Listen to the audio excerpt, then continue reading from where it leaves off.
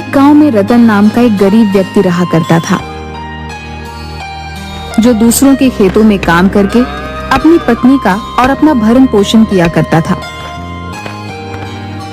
एक दिन उसकी पत्नी सुनीता रोते हुए बोली, हमारे ऐसे हालात कब तक रहेंगे? पूरे गांव में सिर्फ हमारा ही घर ऐसा है जहाँ पर महीने में सिर्फ 15 दिन ही चूल्हा जलता है और बाकी के दिन भूखा सोना पड़ता है। चिंता मत करो सुनीता, तुम तो जानती हो कि मैं दिन रात दूसरों के खेतों में कितनी जी तोड़ मेहनत करता रहता हूँ। एक ना एक दिन हमारा वक्त भी जरूर बदलेगा। आप कब तक ऐसे ही दूसरों के खेतों में काम करते रहेंगे? कोई ढंग का काम क्यों नहीं ढूंढ लेते?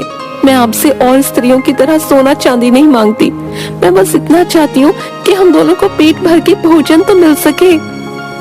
ठीक है सुनीता, मैं आज दूसरे काम की तलाश करता हूँ। रतन कई दिन तक गांव में भटकता रहा, मगर किसी ने उसे काम नहीं दिया।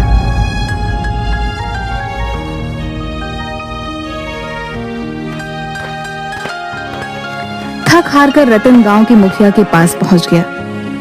मुखिया थोड़ा सा भला व्यक्ति था। रतन, मैंने तुम्हें दूसरों के खेतों में बड़ी मेहनत से काम करते हुए देखा है? मुझे तुम्हारे ही जैसा मेहनती व्यक्ति चाहिए भाई। समझ लो कि तुम्हारे अब बुरे दिन खत्म हुए। आज से तुम मेरे भट्ठों में काम करोगे, ठीक है? एक दिन रतन काम करते करते थक गया। उसे बहुत तेज भूख लग रही थी। रतन ने जगन के भोजनालय का काफी नाम सुन रखा था।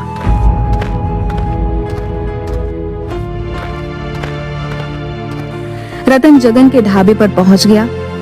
भैया, जल्दी से गर्मा गर्म अरहर की दाल देसी घी की रोटियों के साथ लगा दो और थोड़े से चावल भी लगा देना।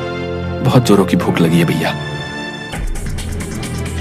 अरे, दाल में तो बहुत अच्छी अच्छी खुशबू आ रही है और साथ में देसी घी की रोटियां भी हैं। आज तो खाकर मजा ही आ जाएगा। कुछ ही देर में रतन सारी प्लेट साफ कर गया और कालू से बोला, अब कितने पैसे हुए भैया? आपने अरहर की दाल, देसी घी की रोटियां और चावल खाए हैं, कुल मिलाकर आपके पैसे हुए 1000 रुपए। क्या क्या बकवास कर रहे हो तुम? बकवास नहीं कर रहा हूँ, खाने के पैसे मांग रहा हूँ। अरे ये ढाबा है या 5 स्टार होटल? इतना महंगा तो खाना शहर के रेस्टोरेंट में भी नहीं मिलता। मैं तो समझ रहा था कि इस ढाबे में खाना और ढाबे की तरह मिलता होगा। और वैसे भी दाल रोटी चावल की कीमत तो ज्यादा से ज्यादा 100 रुपए होगी। हर ढाबे पर तो यही रेट चल रहा है। तुम्हारा दिमाग तो ठीक है? जानते भी हो ये ढाबा किसी अरे गहरे का नहीं है, जगन भाई का है, जगन भाई का। अरे जगन भाई के ढाबे का खाना खाने तो विधायक से लेकर मंत्री तक आते रहते हैं। और जब तुम्हारी इस ढाबे में आने की औकात नहीं थी तो फिर यहाँ मुंह उठा कर क्यों चले आए? सीधी तरह से 1000 रुपए दे। लेकिन मेरे पास इतने पैसे नहीं है। 1000 रुपए तो मैं 10 दिन में भी नहीं कमा पाता, तो तुम्हें कहां से ला कर दूंगा? कालू अपने मालिक जगन को आवाज देते हुए बोला, जगन भाई, इस व्यक्ति ने पेट भर के भोजन किया है, लेकिन यह पैसे नहीं दे रहा। जगन क्रोधित होकर रतन के पास आकर बोला, क्यों रे? जब जेब में पैसे नहीं थे तो फिर खाने के लिए यहाँ क्यों आ गया? यहाँ मुफ्त में खाना नहीं मिलता, पैसों का मिलता है। चल पैसे निकाल। मुझे क्या पता था कि आपके ढाबे का खाना इतना महंगा मिलता है। मैं तो इस ढाबे को भी और ढाबों की तरह समझ रहा था। तो ये तुम्हारी दिक्कत है, मेरी नहीं। तुम्हें यहाँ आने से पहले मेरे बारे में लोगों से पूछ लेना चाहिए था। अब सीधी तरह से अपनी जेब से 1000 रुपए निकाल कर काउंटर पर रख दे, नहीं तो मैं तुम्हारी चमड़ी उधेड़ दूंगा। देखिए, मेरे पास अभी इतने पैसे नहीं है। आप ये 100 रुपए रख लीजिए और मुझे कुछ दिन की मोहलत दे दीजिए। मैं धीरे धीरे करके आपके सारे पैसे चुका दूंगा। अबे यहाँ मैं लोन बांटने के लिए नहीं बैठा। इतना कहकर जगन ने रतन को जोरदार धक्का दे दिया। ये तो आप मेरी बेइज्जती कर रहे हैं। अबे बेइज्जती उसकी की जाती है जिसकी कोई इज्जत होती है, और तेरे जैसे भिखारियों की इज्जत तो होनी भी नहीं चाहिए, समझा? क्या बात है जगन भाई, मैं तो तुम्हारे ढाबे का खाना खाने के लिए आया था, मगर यहाँ तो कुछ और ही चल रहा है। इस आदमी ने पेट भरकर खाना खाया, पैसे देने के नाम पर बोल रहा है कि इसकी जेब में पैसे नहीं है। ऐसे आदमियों से बात नहीं की जाती जगन भाई, इन्हें पीटा जाता है। देखते क्या हो, मारो इसको। जगन और कालू रतन को बुरी तरीके से पीटने लगते हैं। उन दोनों ने रतन के कपड़े भी फाड़ दिए और उसे धक्के देकर अपने ढाबे से बाहर निकाल दिया। शुक्र मना कि तुझे मैंने अपने ढाबे के गंदे बर्तन साफ नहीं करवाए, क्योंकि तेरे जैसे भिखारी के हाथ मेरे ढाबे के गंदे बर्तनों से भी ज्यादा गंदे हैं। इसलिए पीट कर तुझे छोड़ रहा हूँ। आज के बाद कभी मेरे ढाबे के आसपास नजर भी मत आना। चल निकल यहाँ से। ये तुमने बहुत बढ़िया किया जगन भाई, इनके साथ ऐसा ही व्यवहार होना चाहिए। इतना कहकर बिलुआ भी 2-3 हाथ रतन पर जड़ दिए। रतन वहां से रोता हुआ अपने घर की ओर चला गया। घर पर जाकर रतन की हालत देखकर उसकी पत्नी सुनीता बहुत भावुक हो गई। आपको क्या जरूरत थी उस ढाबे पर खाना खाने की? मुझे क्या पता था कि उनके ढाबे का खाना इतना महंगा होगा। जगन और बिलुआ ने मुझे बहुत ज्यादा अपमानित किया सुनीता। वहां पर गांव के बहुत सारे लोग मौजूद थे जो मुझे मजाक उड़ाने वाली नजरों से देख रहे थे। अरे सत्यानाश उन गांव वालों का जो आपको मार खाते हुए देख रहे थे। उनमें से किसी से भी इतना नहीं हुआ कि आपको पिटने से बचा लेते। लेकिन आप चिंता मत कीजिए, मैं इसकी शिकायत मुखिया से जरूर करूंगी। तुम सही कहती हो सुनीता, मैं बिलुआ और जगन को छोड़ूंगा नहीं। अगले दिन रतन अपनी पत्नी सुनीता के साथ मुखिया के घर पर चला गया और सारी घटना मुखिया को बता दी। सुनीता, इसमें दोष जगन और बिलुआ का नहीं है, इसमें दोष तो तुम्हारे पति रतन का है। सारा गांव जानता है कि जगन के ढाबे का खाना और ढाबों के खानों से अधिक महंगा है, क्योंकि उसके ढाबे का खाना अच्छा बनता है। जब तुम्हारे पति के पास पैसे नहीं थे तो इसे क्या जरूरत थी ढाबे पर खाना खाने की? ये क्या मुखिया, आप भी बिलुआ और जगन की तरफदारी कर रहे हैं? तरफदारी नहीं कर रहा हूँ सुनीता, जो सच है उसका साथ दे रहा हूँ। अगर इनके पास पैसे नहीं थे तो क्या वो मेरे पति को कुछ समय की मोहलत नहीं दे सकते थे? उन्हें पीटने का अधिकार किसने दिया? हाँ, ये बहुत गलत किया जगन ने, लेकिन तू चिंता मत कर सुनीता, इस बारे में मैं जगन से जरूर बात करूंगा और बिलुआ के कान भी खींचूंगा।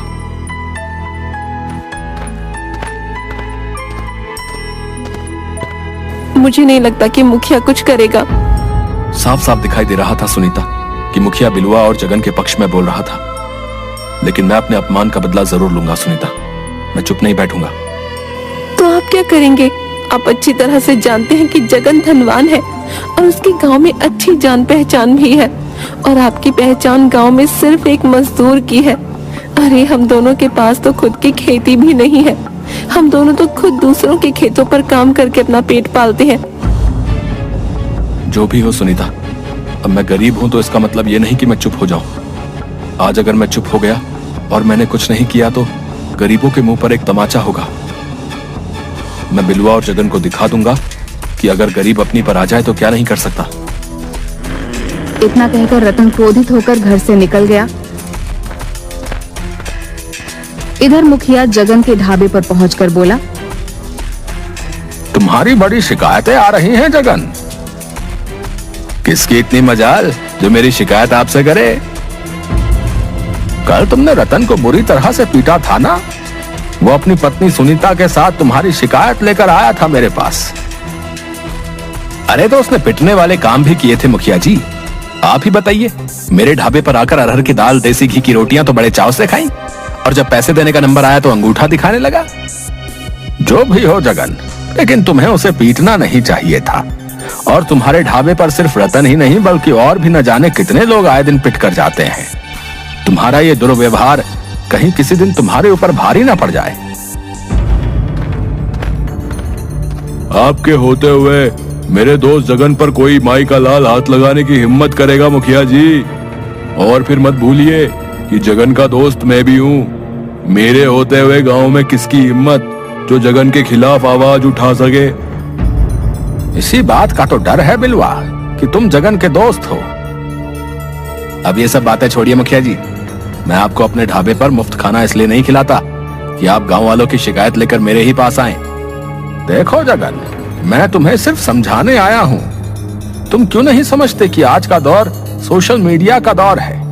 कहीं किसी दिन किसी ने तुम्हारे गरीबों के साथ दुर्व्यवहार का वीडियो बनाकर फेसबुक पर अपलोड कर दिया तो लेने के देने पड़ जाएंगे, फिर मैं भी कुछ नहीं कर पाऊंगा। इतना कहकर मुखिया वहां से चला गया। सुनीता रात को अपने पति का इंतजार कर रही थी। आधी रात होने को आई थी, मगर रतन अपने घर नहीं आया था।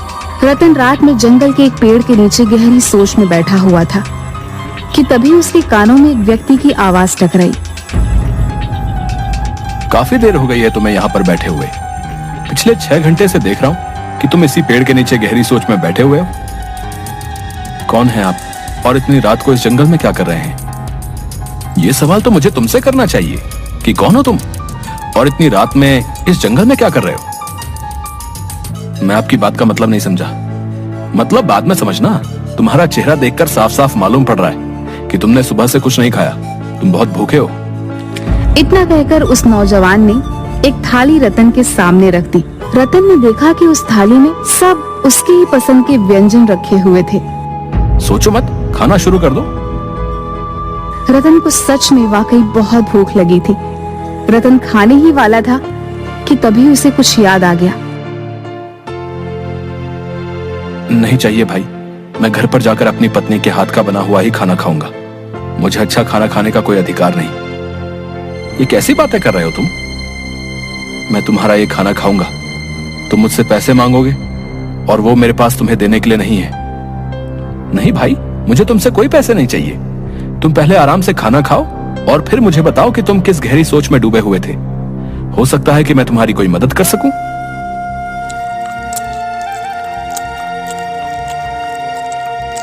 खाने के बाद रतन उस व्यक्ति को अपने साथ हुए अत्याचार की सारी घटना बताने लगा। तुम्हें पता है तुम कहां हो? मैं जंगल में हूं। नहीं, तुम जंगल के अंदर उस भूतिया जंगल में हो जिसे भूतिया जंगल के नाम से बुलाया जाता है, जहां पर लोग दिन तक में आने से डरते हैं। भाई, उस व्यक्ति की बात सुनकर रतन के चेहरे पर डर झलकने लगा। अचानक उसे याद आया कि वह गुस्से में इतनी दूर पैदल चलता हुआ यहाँ तक आ गया था कि उसे अब याद भी नहीं रहा कि वह जंगल के अंदर भूतिया जंगल में पहुंच चुका था। डरो मत, हम कोई भूत प्रेत पिशाच नहीं है।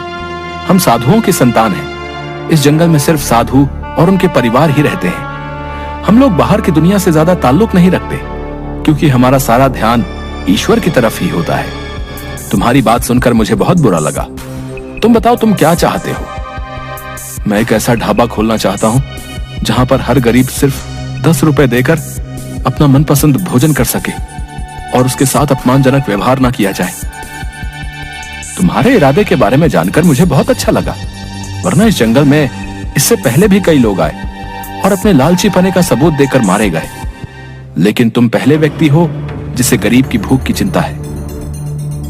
इतना कहकर उस व्यक्ति ने अपना हाथ जैसे ही घुमाया, उसके हाथ में एक बड़ी सी थाली आ गई। उसने वो थाली रतन को पकड़ा दी। ये जादुई थाली है, याद रखना। इस बारे में सिर्फ तुम अपनी पत्नी को बता सकते हो और किसी को नहीं। इस थाली के सामने खड़े होकर तुम जिस भोजन का नाम लोगे, वो भोजन स्वयं अपने आप इस थाली में आ जाएगा। मगर याद रखना, जिस दिन तुमने 10 रुपए से ज्यादा ग्राहकों से वसूले, उस दिन इस थाली का जादू समाप्त हो जाएगा। रतन रात के समय बड़ी सी थाली लेकर अपने घर आ गया।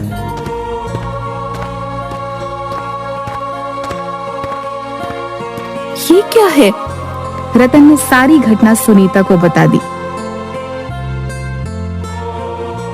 मैं तो अब तक यही समझती थी कि उस जंगल में भूत प्रेत रहते हैं। तुम नहीं, पूरा गांव यही समझता था सुनीता। वो सब तो ठीक है, लेकिन आप ढाबा कहाँ खोलेंगे? हमारे पास तो खाने के लिए भी रोटी नहीं है।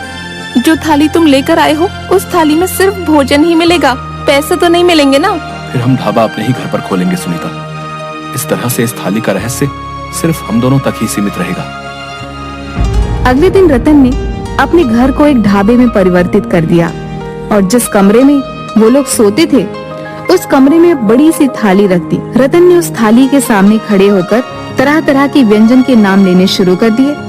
कुछ ही समय में पूरा थाली व्यंजनों से भर गया। सुनीता ढाबे पर वो सारे व्यंजन लेकर बैठ गई। कुछ ही देर में वहाँ पर एक गरीब व्यक्ति दौड़ता हुआ आया। यहाँ तो बहुत अच्छी खुशबू आ रही है। यहाँ पर ढाबा कब खुला भाई? आज ही खुला है और आप पहले ग्राहक हो। आपके ढाबे में खाने में क्या क्या मिलेगा? हमारे ढाबे में हर तरह के व्यंजन बनेंगे, आपको जो भी व्यंजन पसंद हो। ठीक है भैया, तो मुझे एक प्लेट दाल मखनी और मक्खन के साथ लगी हुई रोटियां लगा दीजिए। रतन ने वह व्यंजन उस व्यक्ति के सामने रख दिया। दाल मखनी खाकर वह व्यक्ति बहुत खुश हो गया। भाई वाह, मजा आ गया। दाल मखनी तो बहुत से ढाबों पर खाई, लेकिन इस ढाबे की तो बात ही कुछ अलग है। कितने पैसे हुए? 10 रुपए। क्या, सिर्फ 10 रुपए? हाँ, सिर्फ 10 रुपए। और तुम्हें और तुम्हारे परिवार का जब भी खाने का मन करे चले आना। यहाँ पर 10 रुपए में आपका मनपसंद व्यंजन भोजन पेट भरकर एक थाली के रूप में मिलेगा। और हो सके तो अपने उन गरीब भाइयों को भी यहाँ पर लेकर आना जिन्हें अच्छा भोजन नहीं मिल पाता। रतन की बात सुनकर वह व्यक्ति खुश होता हुआ वहाँ से चला गया और उसने सारे गांव में रतन के ढाबे का ढिंढोरा पीट दिया। कुछ ही दिनों में रतन के ढाबे पर गांव वालों की भीड़ लगने लगी। रतन के ढाबे पर अब गरीब ही नहीं बल्कि अब गांव का हर व्यक्ति जाकर भोजन करने लगा। रतन किसी को भी मना नहीं करता था। यह बात बिलवा और जगन को बिल्कुल भी पसंद नहीं आई। इस रतन का कुछ ना कुछ करना पड़ेगा, वरना हमारे ढाबे में तो ताले लग जाएंगे। चिंता मत करो बिलवा, मैं आज ही पता लगाने का प्रयास करता हूँ कि रतन इतना धन लाया कहाँ से। उस दिन के बाद से जगन रतन पर नजर रखने लगा, मगर काफी नजर रखने के बाद भी वह कुछ भी नहीं पता लगा पाया। 15 दिन से उसके पीछे हूँ बिलवा, लेकिन कुछ भी पता नहीं चला। चिंता मत कर, अब ये रतन खुद हमें बताएगा। एक दिन रतन किसी काम से जा रहा था कि बिलवा और जगन ने उसे पकड़ लिया। तो तू हमारा ढाबा बंद करवाएगा? जो थाली हम 700 की बेचते हैं तू सिर्फ 10 रुपए में बेचेगा, है बे? बिलवा भैया सही बोल रहे हैं। रतन सीधी तरह से बता दे कि तेरे पास इतना धन कहां से आया। मुझे छोड़ दो, नहीं तो मैं तुम दोनों की शिकायत पुलिस वालों से करूंगा। ये ऐसे नहीं मानेगा, मार मार कर इसकी चमड़ी उधेड़ दो। बिलवा और जगन रतन को बुरी तरीके से पीटने लगे। रतन उन दोनों से शारीरिक रूप से कमजोर था। रतन ने दर्द से कराहते हुए सारी घटना बिलवा और जगन को बता दी। चलो हमें भी उस जादुई थाली के पास ले चल। ये तो बिल्कुल बेवकूफ है जगन। अगर इसके पास जादू की थाली है तो हम दोनों उस जादुई थाली से इतना धन मांगेंगे कि अपने 5 स्टार होटल इस गांव में खोल सकें।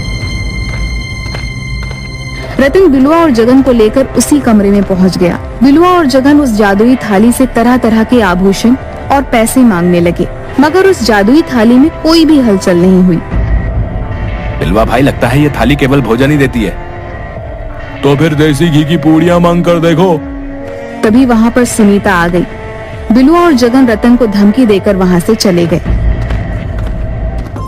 रतन ने हमें बेवकूफ बनाया जगन। सही कहते हो बिलवा भाई, लगता है उसने हमें चूना लगा दिया। रतन का ढाबा उसके बाद भी चल रहा था। बिलवा और जगन की आर्थिक स्थिति अब दिन ब दिन कमजोर होती जा रही थी। जगन भेष बदल बदल कर रतन पर नजर रखने लगा था और एक दिन उसने रतन को उसी जादुई थाली से भोजन मांगते देख लिया। अरे ये तो वाकई जादुई थाली है। जरूर इस हीर ने उस दिन कुछ न कुछ उल्टा सीधा किया होगा। जगन रतन और सुनीता से नजर बचाकर उस गुप्त कमरे में घुस गया और थाली से रतन की ही तरह भोजन मांगने लगा, मगर उसे जादुई थाली में से कुछ भी हासिल नहीं हुआ। जगन क्रोधित होकर सीधे बिलवा के पास जाकर बोला, बिलवा भाई, रतन उस दिन सही बोल रहा था, वो थाली वाकई जादुई है। मेरी आंखों के सामने रतन ने उस जादुई थाली के सामने तरह तरह के व्यंजन के नाम लिए और उस थाली में वो ताजा ताजा व्यंजन अपने आप आ गए। क्या बकवास कर रहा है तू? उस दिन तो उस जादुई थाली में कोई भी हलचल नहीं हुई थी। इसी बात को लेकर तो मैं हैरान हूँ। मुझे लगता है कि वो जादुई थाली सिर्फ रतन की ही बात मानती है। ठीक है, अगर ऐसी बात है तो हम उस जादुई थाली में जहर मिला देंगे। ना रहेगा बांस, ना बजेगी बांसुरी। अगले दिन वो दोनों भेष बदलकर रतन के ढाबे पर पहुंच गए, मगर तभी गांव का मुखिया पुलिस लेकर आ गया। गिरफ्तार कर लो इन दोनों को। हमें किस जुर्म में गिरफ्तार किया है? क्योंकि तुम दोनों रतन के ढाबे के ग्राहकों की प्लेट में जहर मिला रहे थे। मैं तुम दोनों से ही मिलने आ रहा था। मैंने तुम्हारी बातें चुपके से सुन ली थी, नहीं तो आज तुम दोनों अनर्थ कर बैठते। तुमने बहुत अच्छा काम किया मुखिया। मुझे माफ कर दो रतन, मुझे अपनी गलती का पछतावा है। क्या मुझे तुम्हारे ढाबे पर कुछ खाने को मिलेगा? क्यों नहीं मुखिया जी, आप हमारे गांव के मुखिया हैं। आपके लिए तो मैं स्पेशल थाली बनवाऊंगा, मगर सिर्फ 10 रुपए में। रतन के पास आज भी वह जादुई थाली है और आज भी रतन 10 रुपए की ही थाली बेचता है।